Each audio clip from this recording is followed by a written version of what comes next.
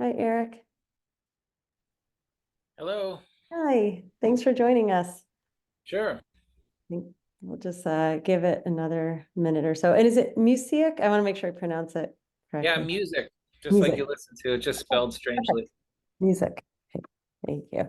So I think some of our, our sleep medicine folks are joining, and then I think some of our cognitive folks are joining also. So, Great. Okay. I'm messing with my slides right now, so okay. I realize I said most of my talk is about circadian rhythm, so I was trying to stick in some sleep stuff here to kind of Oh, no, it's perfect. keep the audience interested.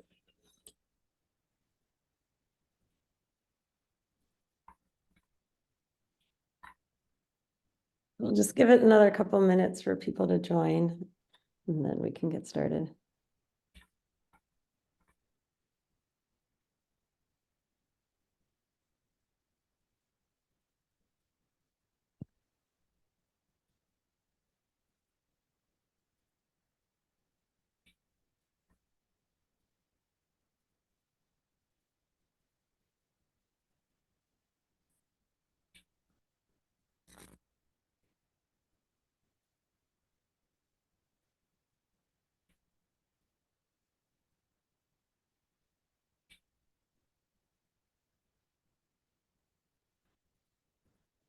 So is it unusually warm in Michigan also? It's like 70 Uh, here today. I wouldn't use that term. Well, I guess actually maybe it is 53 now. It was colder earlier. It's That's so pretty, weird. This weather's all over the place this season. it So really is. yeah, pure Like Michigan, it'll probably snow again, in a day or two. we were just in Dallas for the weekend for like a soccer national showcase thing, and it was like 38, windy. It was so cold. It was horrible. Yeah, that's a rough day to play soccer. Yeah. We're used to that up here, but we're supposed to go to Dallas. It's supposed to be warm, but it's colder Yeah, than here. yeah. It is sunny night right now though, which is nice. It's been a gray winter here. One day you'll have to come up to Ann Arbor as well. So, all right, looks like people are starting to join in. So we'll just go ahead and get started in the interest of time. So hello, everybody. Welcome to our Sleep Medicine Grand Rounds. I'd like to introduce Dr. Eric Musick, who is the Hegman Professor of Neurology at Washington University School of Medicine in St. Louis and co-director of the Center on Biological Rhythms and Sleep, the COBRAs. His lab focuses on how the circadian clock regulates neuronal and glial function and examines mechanisms linking clock dysfunction to Alzheimer's disease. He is the recipient of the Zaritsky Resident Research Award, Coppola Award for Aging Research, and is a member of the American Society for Clinical Investigation and serves as chair of the NIH BNRS study section. Clinically, Dr. Musick sees patients with memory disorders and is an attending neurologist at Barnes Jewish Hospital. He completed his MD PhD training at Vanderbilt University in 2007, neurology residency at the University of Pennsylvania in 2011, and a postdoctoral fellowship in dementia at Washington University in 2013 in the lab of Dr. David Holtzman. Dr. Musick, we are thrilled to have you here today for our grand rounds. Thank you so much, and I will turn it over to you. Thank you for the invitation. It's an honor to be here. And um, so I'm going to talk a lot. My lab works primarily on circadian rhythms, although we're starting to do some sleep work as well. And it's primarily in mice. So a lot of what I'm going to show is, mouse models. Our main interest is how Put my headphones in. circadian rhythms and sleep influence aspects of neurodegenerative pathology. So I see patients with Alzheimer's disease. Primarily, many of them have sleep and circadian problems. And some of my sleep, I'm not actually trained in sleep medicine. I'm a dementia person. So, we have a general interest here at WashU in how sleep and circadian rhythms influence things like amyloid beta and tau and different aspects of these diseases. So I'm going to give you sort of a smattering of data from our lab. I'm kind of looking at circadian rhythms first, and then I'll get into some work we're doing with sleep and some sleep drugs at the end. Let me just see here. Let me share. There we go. Okay. So disclosure. So I have funding from some private organizations as well as the NIH. I have research funding from Eisai Pharmaceuticals, who makes lemborexant, which I'm going to show some data on lemborexant at the end of the talk, and Eisai contributes to this work, so you understand that. I also have a relationship with this Pelagos Pharmaceuticals, who makes drugs targeting protein called reverb alpha, which I'm not going to talk too much about today, but I have no personal financial ties to these. So in humans, something that made me interested in looking at circadian rhythms in particular, and there's plenty of data like this for sleep that I'm not going to go into, but lots of evidence that people with dementia or with different types of neurodegenerative diseases do develop disruption of their circadian behavioral rhythms. And this was, I think, first shown by Christine Yaffe's group, who used actigraphy to show that cognitively normal older women with an average age of 82 who had more low amplitude, kind of poor circadian function in terms of their behavioral rhythms were more likely to develop dementia in the ensuing 5 years. And so these people probably had what we call preclinical dementia. They probably had plaques and tangles in their brain already when they started the study, but that became evident more so when people that had rhythm disruption. So a few years ago, my colleague Yoel Ju, who's a sleep physician here at WashU, some of you may know her, and I took on she had collected actigraphy on a bunch of cognitively normal people, and as well as some CSF Alzheimer's disease biomarkers. So we looked at their circadian behavioral rhythms with actigraphy. And the paper sort of summarized here, there's a lot more in it, but essentially people that had evidence of amyloid pathology in their brain, so that had a high phospho-tau to A-beta ratio of the CSF, it's indicative of amyloid plaques in the brain, even though they were cognitively normal, had more fragmented circadian rhythms. So this thing called intradaily variability, which is a measurement of how sort of regular your circadian rhythm of behavior is. So this suggested that these rhythm disruptions are actually happening early in the course of the disease, before the onset of memory loss in some cases. They get much worse when the patients are symptomatic, but they're there in the pre-symptomatic phase as well, which made me more interested in it, the idea that rhythm disruption may contribute to the disease process. And in fact, we don't really know the answer to that. We don't know which comes first, the preclinical pathology or the rhythm disruption. That's kind of the million-dollar question right now that we're trying to answer in some of our clinical studies, but we're doing those same kind of studies in mice, which are much easier to do.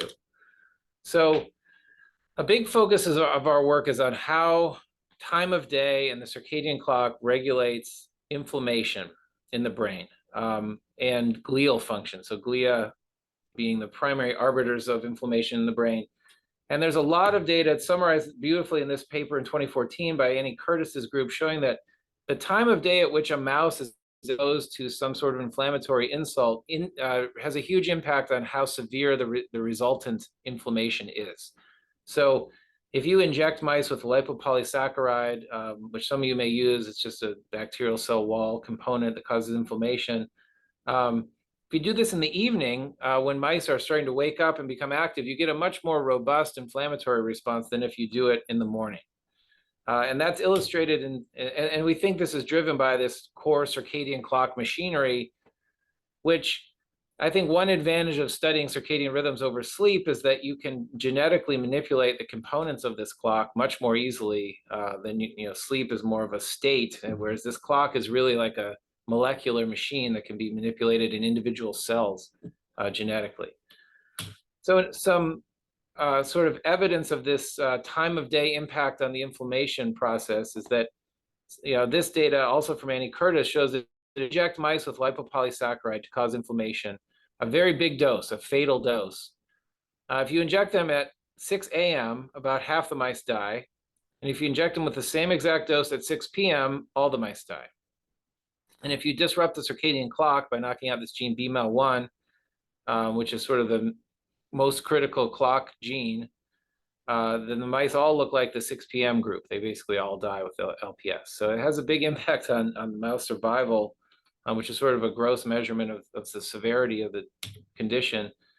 So not just with LPS. So if you inject mice with Listeria bacteria, the time of day at which you inject them has an impact on their ultimate survival, hours later, and it has an impact on how much inflammatory cytokine burden they have. This is a science paper from a few years back. And even in autoimmune disease. So this paper is really an amazing paper from Christoph Scheierman's group in Germany, showing that if you inject mice, when you immunize mice in the EAE model, so this is an autoimmune model of MS, mouse model, you inject the mice with myelin, MOG, and then even 2 weeks later, the time of day at which you did the initial immunization has an impact on how severe the disease is. So the mice that were immunized at ZT8, which is in the middle of the day, have much more severe disease than the mice that were immunized in the middle of the night. And they show in this paper this has to do with lymph node trafficking of lymphocytes to the lymph nodes within the first couple hours after the immunization. So it has an impact down the road on various things. Even demyelination is less severe. This suggests that the circadian clock or the time of day has a pretty big impact on neuroinflammation, and maybe could be leveraged in some way to sort of limit damage from neuroinflammation in neurodegenerative diseases. So, our approach to this Can I ask you a brief question? Yeah, sure. When you say injected in the middle of the day, that's the time that the mice are asleep, right? Yes. Yes. So mice, I should have made that clear. Yeah, mice are asleep during the day. So ZT0 is 6 a.m. usually in most of these experiments. So yeah, these ZT8 injections would be sort of this is an odd one, ZT0 versus ZT8. I'm not sure. Usually people do night and day. Those are both daytime injections, but yeah, so, and it seems to depend, LPS has a slightly different time dependence than, say, for instance, the EAE does. So probably because one's an innate immune and one's adaptive immune. So I don't think the details, at least in my mind, are really worked out in exactly how this works. It's still a bit mysterious. Mm-hmm. So we're interested in, glial cells in the brain. Glial cells like astrocytes and microglia are critical for neuroinflammatory responses in diseases like Alzheimer's disease. They respond to protein aggregates like amyloid plaques and tau tangles. And there's a lot of work now, particularly in microglia, but also some in astrocytes, showing that if you manipulate the activity and the function of astrocytes and microglia, it has, it does impact the degree of neurodegeneration and the severity of the neurodegenerative disease. So glia they're very important in these diseases, and they have nice circadian rhythms. So my colleague here at WashU, Eric Herzog, showed that in cultured astrocytes, if you culture them with this PER1 luciferase, so you can look at the period gene expression, they have these really nice rhythms in vitro in culture. You have to synchronize them. You give them a serum shock, and then you can just watch them oscillate. And then they kind of peter out after a few days. And if you give them another serum shock, they'll actually be rhythmic again. So the cells are rhythmic. They have their own endogenous circadian rhythms, but we don't really know what genes are controlled by the circadian clock in any of these cells in vivo. And we don't know what happens to these rhythms in different gene expression patterns in the setting of pathology. So when mice have plaques, like for instance, these are amyloid plaques with activated microglia all around them. And these are activated astrocytes around amyloid plaques. So what happens when there's pathology there? Does this somehow disrupt the normal circadian transcriptional rhythms? So we set out to answer these questions. Pat Sheehan, who was a grad student in the lab, is now a postdoc in Dory Schaefer's lab at UMass, used these trap mice, or ribotag is another, this is actually a ribotag mouse. It's the same concept. Essentially, these are transgenic mice in which you can use a tissue-specific promoter, in this case ALDH1, to drive expression in astrocytes, or CX3CR1 to express this in microglia. And whatever promoter you have drives these labeled ribosomal proteins. So in this case, RPL10A with a GFP label in astrocytes, or RPL22 with a hemagglutinin label in microglia. So you end up with mice that have all their astrocyte ribosomes are labeled with this protein, GFP, or all their microglia ribosomes are labeled with hemagglutinin. And the nice thing about this system is you can then sack the mice at different times of day, in the middle of the night, or during circadian time points, freeze the tissue, and then come back later and immunoprecipitate out these ribosomes and isolate the RNA that was attached to the ribosomes and then sequence it. And you can basically see the whole transcriptome of what is being translated. It's a translatome, they call it, just in those cells, primarily in those cells in vivo. So we made astrocyte and microglia trap mice, and then we crossed them to either wild type mice that were young, 5 months old, that don't have any plaques, APP-PS121 mice, which is a very aggressive amyloid producing form of mouse that had a lot of amyloid plaques at 5 months old, or just wild type mice with no amyloid that we aged to 22 months. So then we can look to see what are the normal rhythms in these cells, and then how does amyloid or aging affect these rhythmic transcripts in these different cell types. So this worked. I didn't know if it would work, but it did actually work really, really well. You get very nice deep sequencing from these, astrocyte or microglia enriched pools of RNA. So like this is what in the astrocytes we see in the wild type mice, these are essentially, one of these is a gene and these are different times of day. So these are all different genes that are organized by when they peak. So these are rhythmic genes.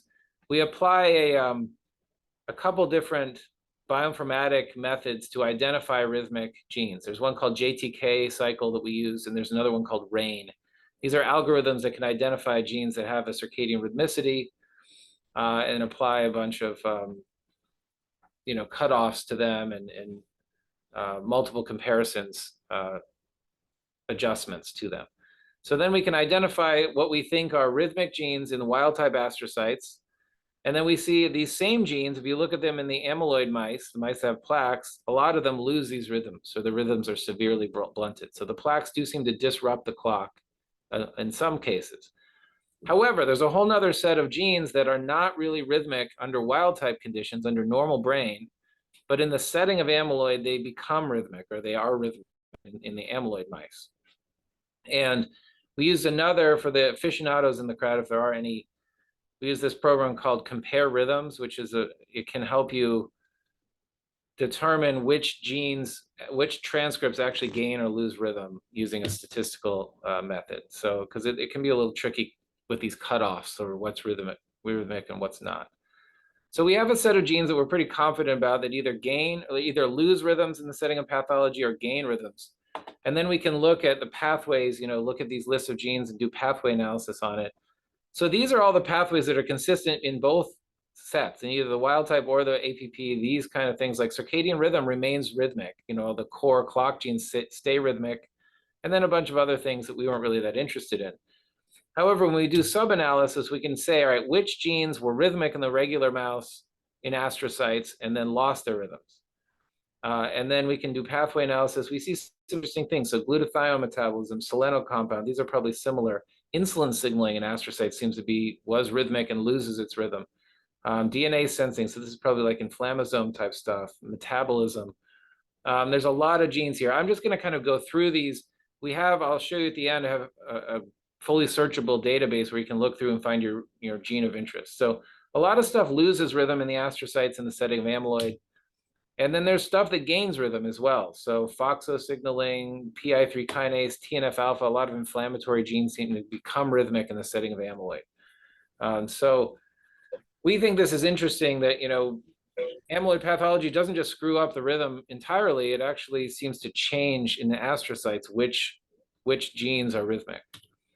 And so this is what this might look like. Like if you look at the insulin signaling pathway, these are the genes in the pathway that show these nice rhythms. Some of them are peaking around here, and then a lot of them are peaking like in the middle of the night.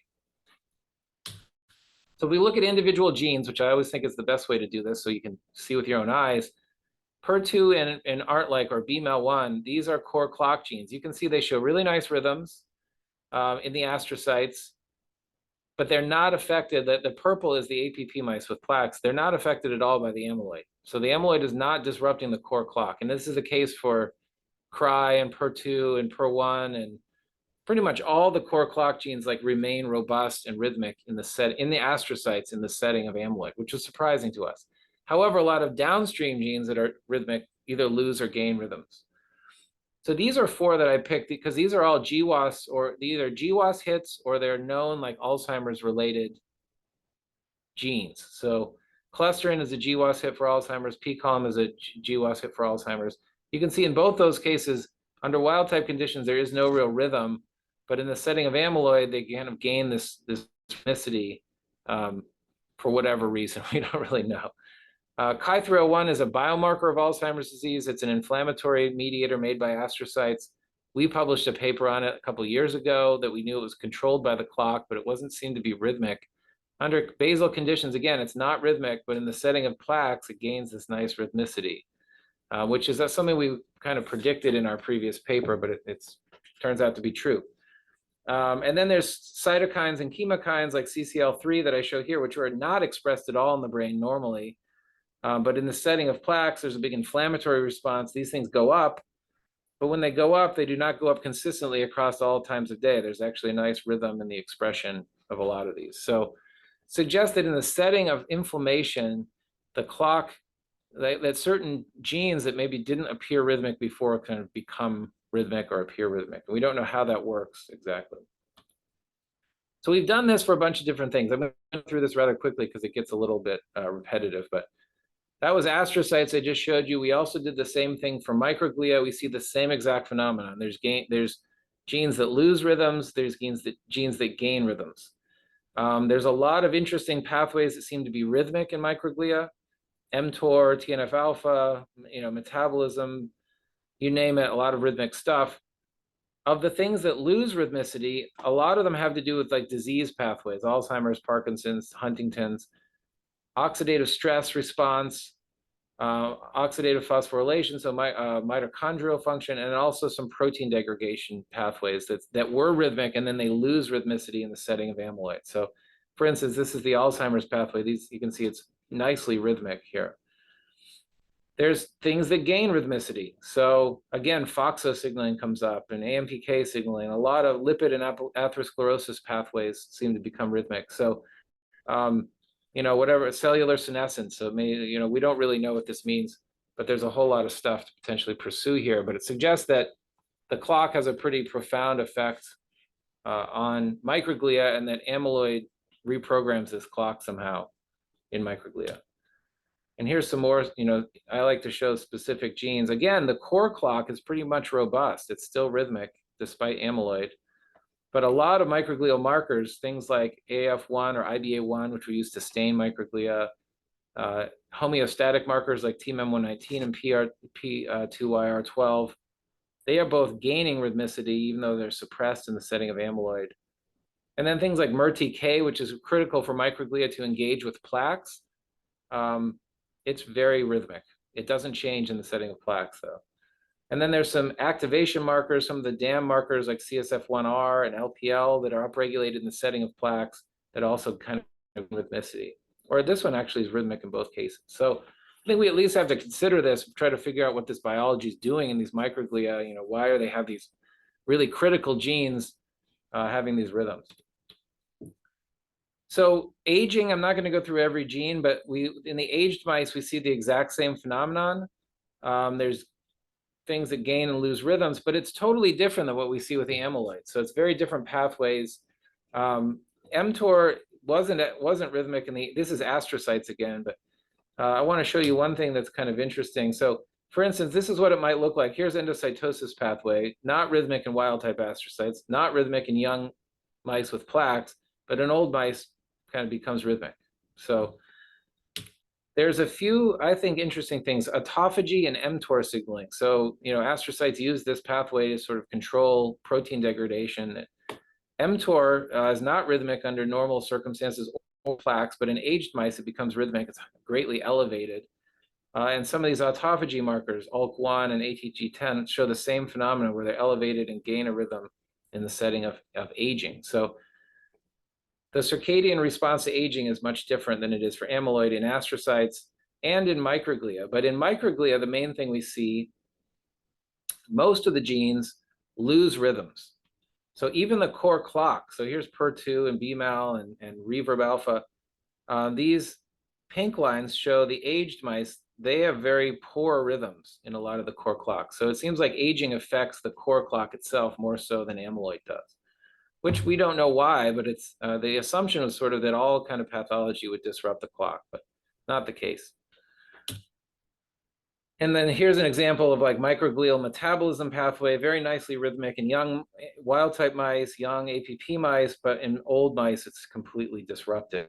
You can imagine this could impact the kind of temporal synchronization of mitochondria, of microglial metabolism. So all of this data is on this website, which we will be releasing soon, hopefully to bioRxiv. It's not actually up and running yet for public consumption, but you can type in whatever gene you want. It'll show you if it's rhythmic across all these different data sets, give you all the statistics, the phase, and all the raw data is there as well. So I hope this will become a very useful resource for people to understand sort of how time of day or circadian rhythms are impacting, gene expression in different cells, cell types in the brain, and under different conditions, because it seems to be both cell type dependent. The rhythm, the transcriptomes are not the same between the cell types, and it's context dependent. It's not the same between aging and amyloid. So circadian rhythm is very complicated when you get down to a cellular level, but I think a lot to learn here, because what we do now humans is so gross, it's just so simple. Like we look at how much they move around, but we don't have any idea what's going on in their actual brain with all their cells. And, the cells that are right next to a plaque may be totally different than the ones that are further away. So then a lot of what we work on in the lab is, there's all these rhythms, there's all these things happening. Who cares? Does it have any impact? Well, that's hard to know unless you disrupt the clock. So a lot of what we've been doing over the past few years is genetically disrupting the core clock by knocking out this gene called BMEL1, which is sort of the critical transcription factor that drives the whole clock. And so when you knock out BMEL1, you essentially lose all circadian transcription, and the mice become arrhythmic. So they normally have these nice rhythms of wheel running in the dark, but the BMEL knockouts are arrhythmic and just don't have any rhythms of sleep-wake. They actually sleep slightly more than normal mice, but they don't have any consolidation, and it's sort of like the same day and night. They have disrupted rhythms of gene expression and endocrine function and everything else. And what we've noticed in a prior paper years ago was that when you knock out BMEL in mice, they get a ton of astrogliosis in their brain, specifically astrogliosis, not microgliosis. And we've found since then that BMEL regulates astrocyte activation. It's a very strong regulator. And we don't know if that's a circadian function or not. So we've made a bunch of different mice to kind of look at this. We have mice in which we can knock out BMEL in the whole body by giving them tamoxifen using this CAG promoter, which just expresses everywhere. And the important thing about these mice is that when you knock out BMEL in the germline, they have a lot of developmental problems. So BMEL is important for development, and the mice are not normal. They have short lifespans. They get like all this accelerated aging kind of stuff and a lot of problems. So we don't use those mice.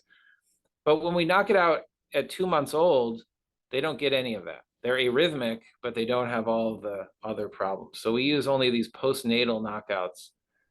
And then we can knock it out either everywhere using these CAG mice or just in astrocytes using the ALDH101 Cre line. So you can see here's some pictures from the brain. The Cre negative mice are like the control mice. They have a lot of BMEL. The green is BMEL. So a lot of BMEL expression. This is CA1 in the hippocampus in the neurons. So neurons express a lot of BMEL, but astrocytes express less, but you can kind of see some little green nuclei there. And then when you give them, in the Cre positive mice, after tamoxifen, you knock out all the BMEL in the neurons, and the astrocytes all become very angry. Now, in the astrocyte-specific knockout, you spare the BMEL expression in the neurons, but the astrocytes still become very angry when you knock it out in the astrocytes. So we kind of use these two different models to see what happens in some neurodegenerative mouse models in terms of pathology. So we've most recently been looking at some tau and synuclein models. So tau obviously is important in Alzheimer's, but it's important in lots of other diseases. There's a whole set of tauopathies that are other neurodegenerative diseases. The model we use is this P301S PS19 mouse made by Virginia Lee. They get tauopathy starting about 6 months of age. They start to get aggregation of tau. They express human tau with this P301S mutation that's linked to early onset frontotemporal dementia, Parkinsonism. So in this case, what we did is took our astrocyte-specific BML knockout mice, and Pat Sheehan and Colin Nataraja did this work, and then crossed it to this tau model. And then we give them tamoxifen at 2 months to knock out the clock gene so their astrocytes become arrhythmic here and they get astrogliosis here. And then they start to get tau pathology later on, and we sack them to look at how much tau pathology they get. And interestingly, what we found is we thought this would probably make things worse, but it actually made it better. So this is MC1, this is misfolded aggregated tau in the hippocampus. There's quite a bit in the control mice, but in the mice with BML knocked out in the astrocytes, there's a lot less. And we saw this with the multiple different methods of looking at it. So we thought, well, that's weird. Maybe it's something special about tau. So we said, well, let's look at alpha-synuclein, another aggregating intracellular protein that is related to Parkinson's, dementia with Lewy bodies. You can inject synuclein fibrils into the brain. Virginia Lee's lab kind of pioneered this. You make the fibrils ex vivo, you aggregate some synuclein and inject it into the brain of a mouse, and it will cause misfolding of the endogenous mouse synuclein, which spreads all over the brain. It's a really nice model. So again, we used our astrocyte-specific BML knockout mice. We injected them with synuclein after we gave them tamoxifen. So they were already starting to get some astrocyte activation. And then we sacked them at 6 months. And again, it's the same thing. Like just with the tau, there's less synuclein aggregation and less synuclein accumulation. So this is really surprising because you wouldn't think that breaking the clock would have a good effect. And so, we don't know if this is like a circadian thing or if it's just that the loss of BML kind of activates astrocytes into this unique way that seems to protect against intracellular aggregation of proteins. So mechanistically, what we think might be going on, we did a bunch of transcriptomics, which I won't show, but there was a gene called BAG3 that seems to be consistently upregulated when you knock out BML. And BAG3 is an autophagy-related chaperone protein that other groups have shown can actually enhance the degradation of tau and synuclein in neurons. But what we're seeing is when we knock out BML in our astrocyte-specific BML knockout, we get all these activated astrocytes that are GFAP positive, and we see all this BAG3 expression in the astrocytes. It's almost all in astrocytes. You can see here, there's a big increase in BAG3 in astrocytes after we knock out BML. Turns out BAG3 is actually rhythmic, so it does have a rhythm. Like in wild-type astrocytes, there's a pretty nice rhythm to it, has a good p-value.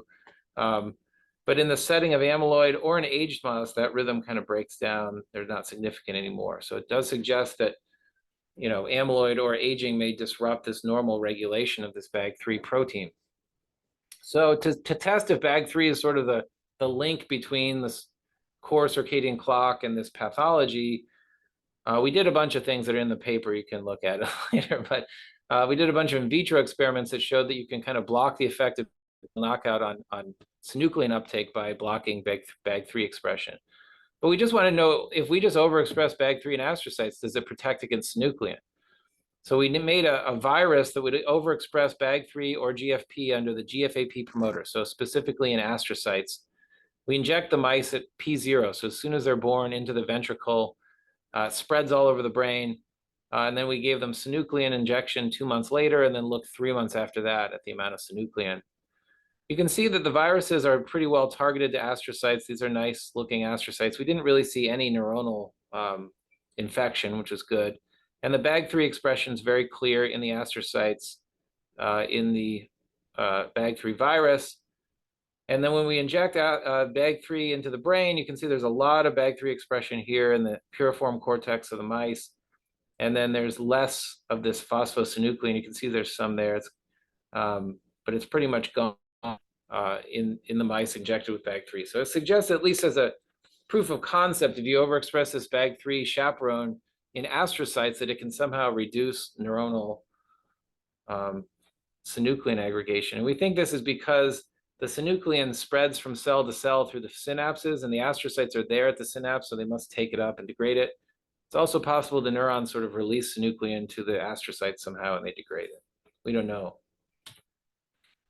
So we were still sort of interested in BAG3, like, is it in the human brain? Does this happen? So we looked at some human single cell atlases. This is from Seattle, and it's a bunch of single cell single nucleus RNA-seq from humans, either with AD or without AD.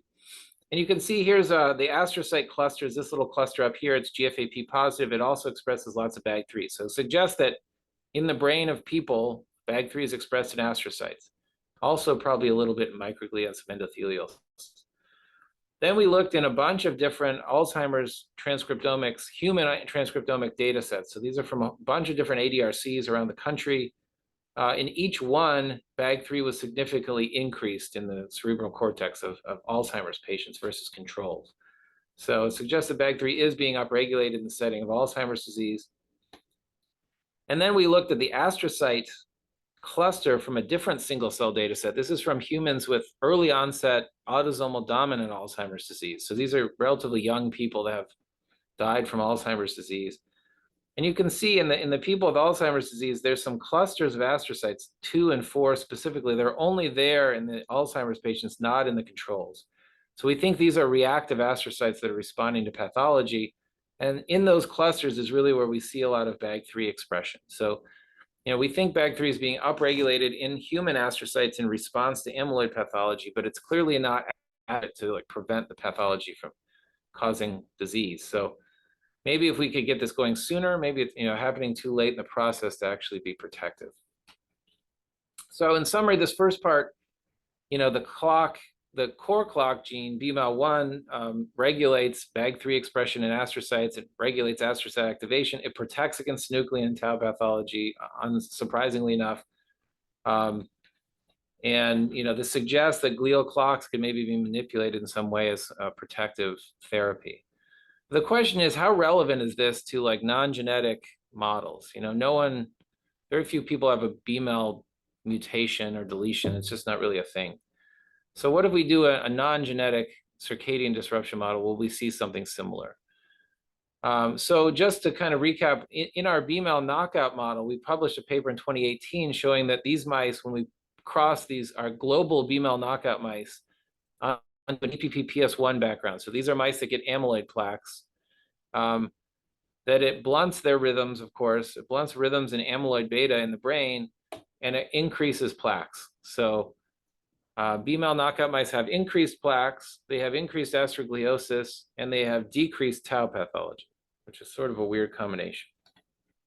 So what about non-genetic models? So we decided to use this jet lag model. It's a circadian phase advance model where we basically move the lights so they come on 6 hours earlier every week. We do that for 3 months. So it's sort of like flying eastward. It's like, flying from New York to London, waiting around London for a week, getting used to the lighting, and then flying from London to the middle of Russia or something and waiting there, and doing that every week for 3 months. So your clock is intact. Unlike the BMAL knockout where the clock is broken, these mice have a normal clock, but their internal clock is constantly out of phase with the external environment, and they have jet lag. And so we want to see what the effect is. It doesn't affect their sleep very much. They still sleep the same amount, and it doesn't seem to cause chronic stress. Their serum corticosterone levels are pretty much normal. So, we did this in wild type mice or APP mice to see what happens to plaques. This is kind of what it looks like. This is all done by Ashish Sharma, who's a great postdoc in the lab. When you switch the lights over, the mice take a few days until they entrain, and they start running when the lights come on. And then you shift it again, and they take a few days to entrain. It's about 4 days, 5 days for them to entrain. And this process, after 3 months, it increased plaques. So you can see these little black dots are plaques in a control mouse under normal lighting, or the jet lag mouse, there's more plaques sort of in all regions of the brain. So just like BMAL knockout, jet lag also accelerates amyloid plaque formation. So you can think about this when you're flying eastward, you're getting plaques. So how does this happen? Well, what about some of the other aspects of it? Astrogliosis is another thing that we see when you knock out BMAL, and lo and behold, actually jet lag, this chronic jet lag also seems to increase astrogliosis. So this is in our mice with plaques that underwent jet lag is over here, and this is control. So there's astrocytes around the plaque normally, but after jet lag, there's more astrocytes around the plaque. And you can quantify this on a per plaque basis, and there's an increase, in periplaque astrogliosis after jet lag. even in mice with no plaques, wild type mice, after 3 months of jet lag, they have more astrogliosis. So it suggests that astrocytes, just like in the female knockout mice, the jet lag mice are also getting some astrocyte activation after 3 months of jet lag. Now, why, we don't know. We're doing a bunch of experiments to figure that out. What about tau? So I don't have the exact same tau model. The P301S mice, we're still working with those. But we have this other model in which you take mice that have plaques already in their brain and you inject human tau into their brain. And this is, a different model, again, made by Virginia Lee, in which the tau seeds around the plaques. So it's thought to maybe be more relevant to human Alzheimer's disease, where the plaques come first and then they kind of accelerate the tau pathology. So in this case, this kind of mixed model, we inject, the mice get plaques at 5.5 months, and we inject them with tau, and then we jet lag them for 3 months and look at how much tau there is. Or we put them in regular light dark here for 3 months. And so you can see here's plaques. The blue things are plaques, and this is the normal control light dark, and this is chronic jet lag, CJL. And the purple dots are tau. So this is phosphorylated tau that kind of is around the plaques. We draw these little circles or plaques so we can quantify on a per plaque basis. But you can see there's a lot less phosphorylated tau in the mice that underwent jet lag. And this is the case in the ipsilateral cortex where we did the injection, and in the contralateral cortex where the tau sort of spreads to. In both cases, jet lag really reduces the amount of tau related to these plaques. And interestingly enough, jet lag, we did some RNA-seq on these mice.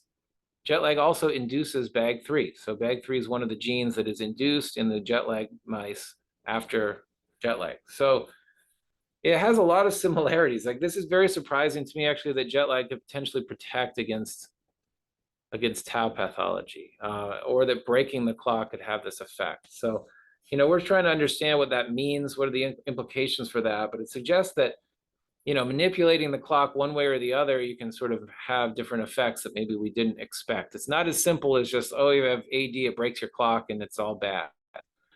There are a lot of similarities between the jet lag and the female knockout paradigms, and now we're trying to figure out how we can sort of manipulate the clock or downstream pathways to get the things we want, which are reducing tau, without getting the things we don't want, which might be increasing, inflammation or increasing plaques.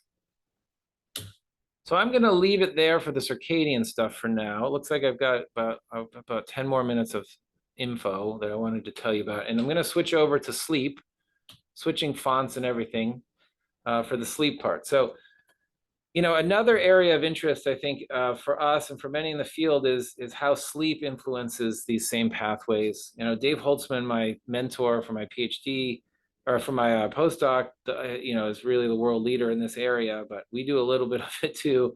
And Dave's lab showed years ago in 2009 in a science paper that if you give mice a dual orexin receptor antagonist, he used almorexant in his experiments, that it actually lowered plaque burden. So it actually prevented the accumulation of plaque burden.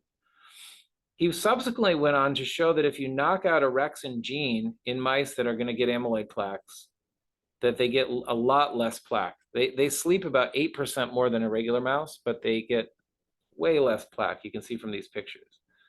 So Dave's lab has sort of chalked this up to a sleep effect, but I've always wondered if maybe it's more than a sleep effect. Maybe it's some specific effect of the orexin pathway specifically on plaques.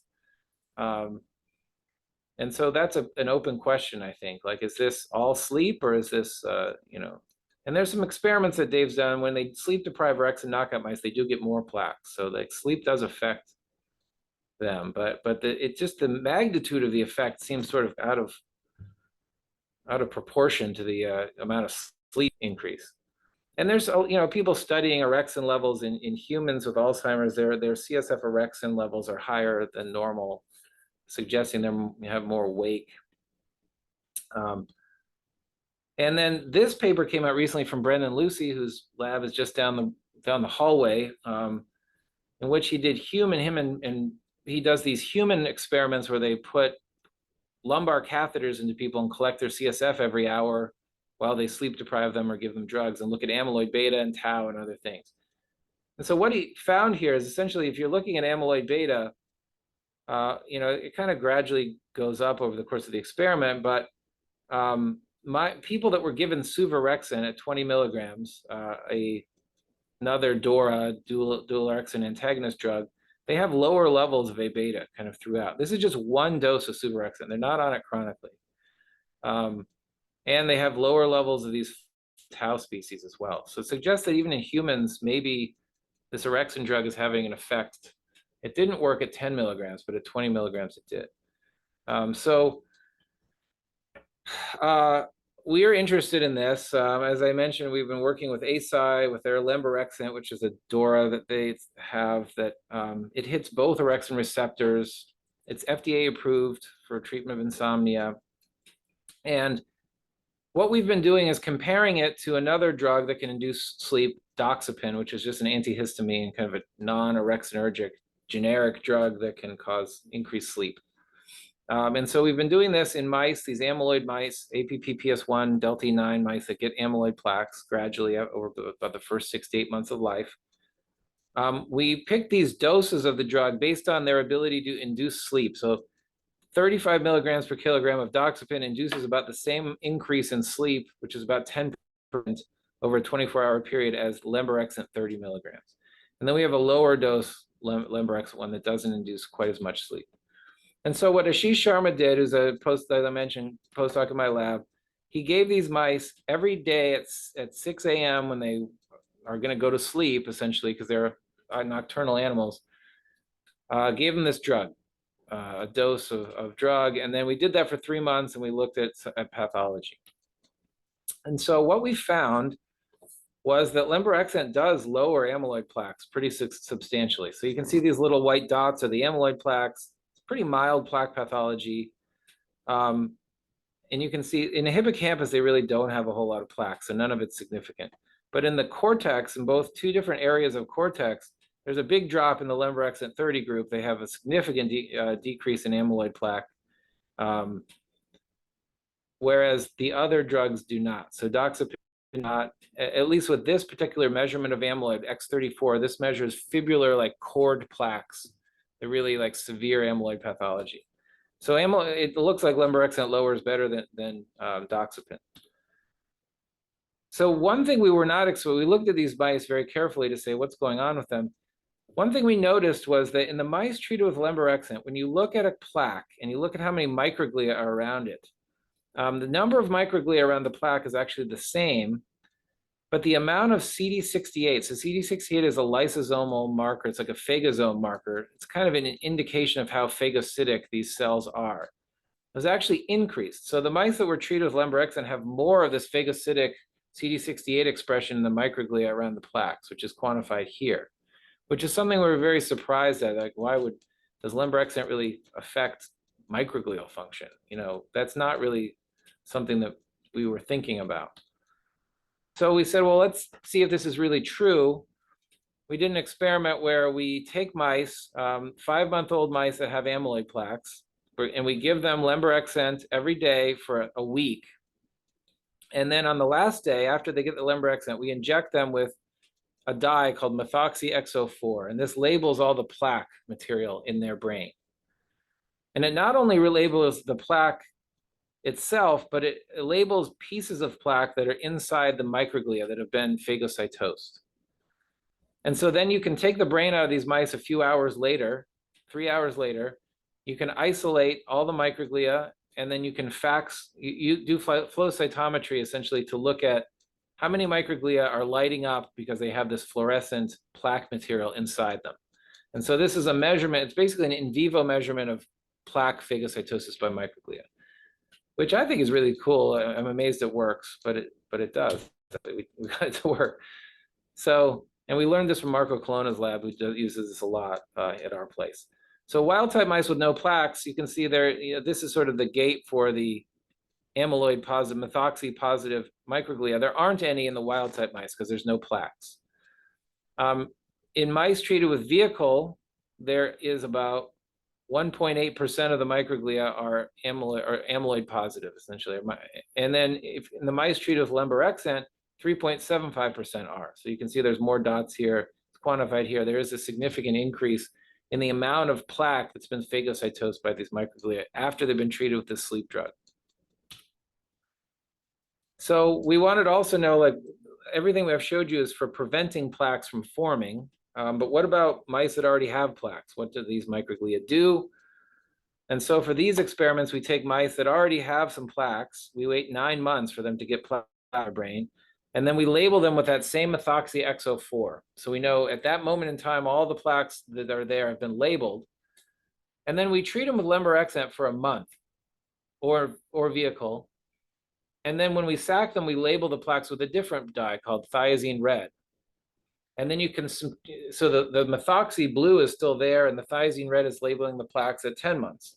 So then you can subtract away the blue from the red and you can actually see how much the plaque grew during that month, which is a little tricky, but it can be done. So it took a lot of time, but you basically see these plaques that are methoxy positive and thiazine red positive, and you can see like the blue part and then the red part. And so the red part has plaque growth over that month. And as you can see, the plaque growth, unfortunately, is 0.055. So it's not, we're doing this experiment again to see if we can replicate it, but it looks as though lemborexant actually blocks the growth of new plaques, or of existing plaques as well. And again, we see the same phenomenon where we look at the CD68 expression in the microglia around each plaque. We could draw these like spheres around the plaques.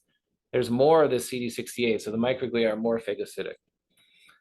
So we think lemborexant is, or DORAs in general, we have to do some other ones too, may have an anti-plaque effect, perhaps by some effect on microglial phagocytosis.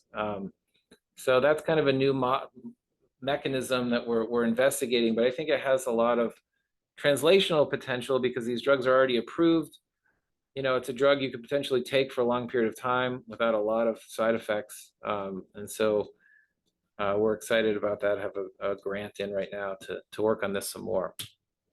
And I need to thank, for this part, Ashish Sharma did a lot of the work, but also the people from ASI, Marge Moline and Ken Hadnaka and others for helping us with some funding as well, people from Kelowna Lab and Dave Holtzman's lab.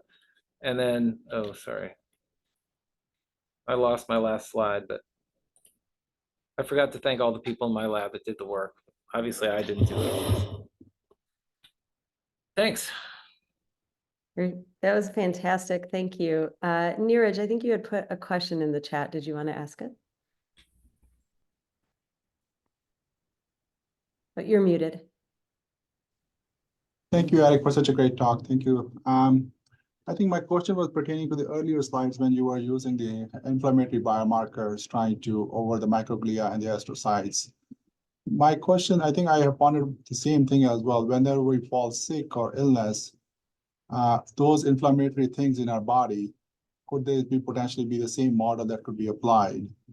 And whether the experimental model that you do are potentially irreversible or reversible, because from a dementia perspective, that's a one-way street as we know so far, without any changes.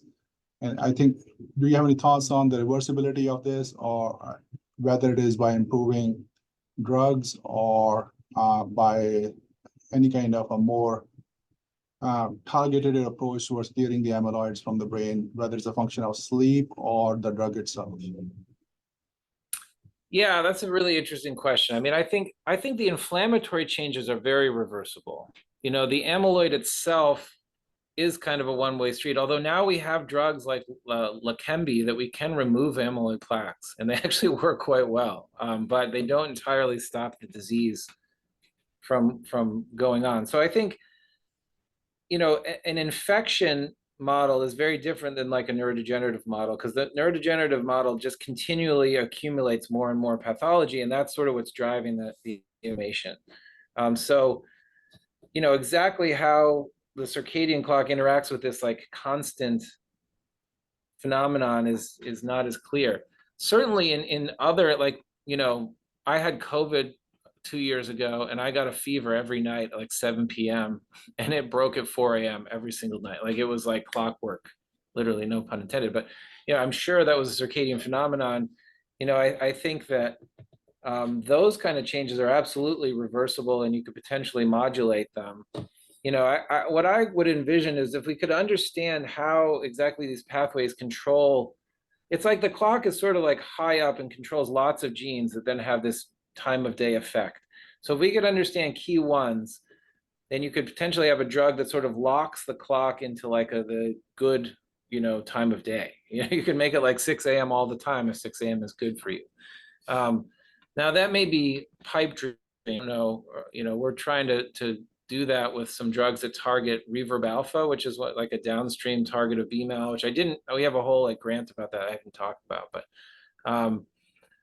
yeah, I don't know if I'm answering your question exactly, but I think that certain aspects of this probably are reversible, certain aspects are not. I also think one other thing is when the plaques are removed, like we're treating people with this Leqembi drug all the time now, and you know, the clinical effects are less than we would hope. And it suggests that even when the plaque is gone, there may be some tau and other things, and maybe ongoing inflammation that persists after that is gone. And so if we could figure that out, you know, maybe we could pair the anti-amyloid drugs with something that could block this sort of ongoing inflammatory milieu, and maybe that would help people have a better clinical outcome. Thank you. I think I just have one follow-up question. And the second question I had was about, is there any way to look at the narcolepsy model, where, especially the type 1, where you have orexin not a role player, and you have loss of orexin, if lemborexin or similar medications tends to improve so it's working through a different pathway, not through the orexin receptors. Is that something that potentially would be interesting to know? Yeah, I think that's a really great idea. I mean, I think that's sort of where we need to go. Like if we could knock out, so for instance, if you knocked out the orexin receptors on different cell types, like would it still have an effect? Or if you get rid of the gene altogether, you know, the drugs still have some effect. We haven't done all those things, but those need to be done. I think that, you know, it's a little bit difficult to parse out, like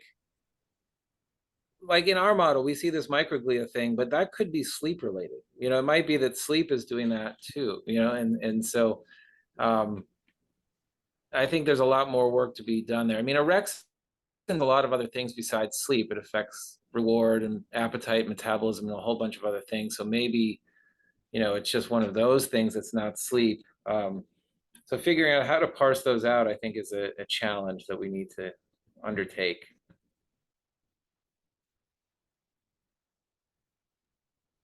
Great, thank you. I don't see any other questions in the chat or any other hands up. I know we're almost at the top of the hour, but thank you again for a fantastic talk. It was wonderful, and look forward to hopefully seeing you in Ann Arbor one day.